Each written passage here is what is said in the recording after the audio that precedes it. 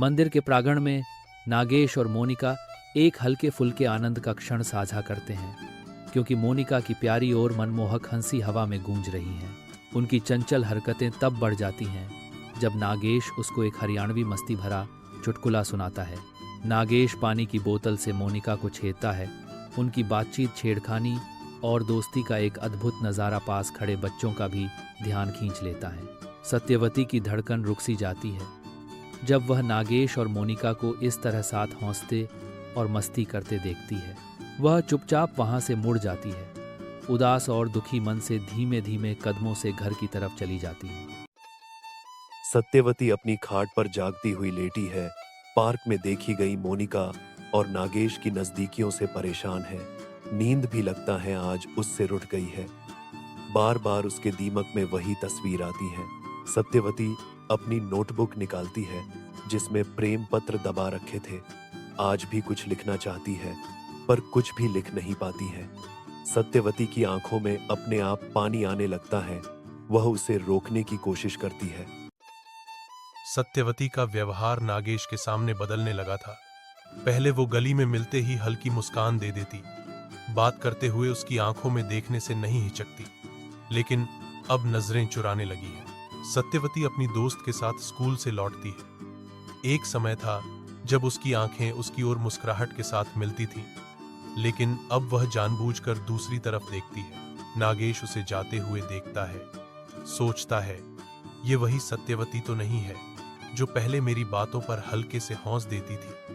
अब तो जैसे हर वक्त मुझसे दूर भागती है। नागेश ने 2-3 बार सत्यवती से बातें करने की कोशिश की, लेकिन वह कोई ना कोई बहाना बनाकर चली जाती है। टकराव और वापसी के बीच फंसी सत्यवती फुसफुसाती है, क्या मुझे नागेश से बात करनी चाहिए या मुझे उससे हमेशा के लिए दूर रहना चाहिए?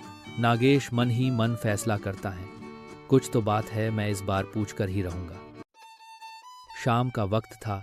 सत्यवती मंदिर से लौट रही थी। रास्ते में उसे नागेश मिल जाता है, जो उसे रोक लेता है और बात करने की कोशिश करता है।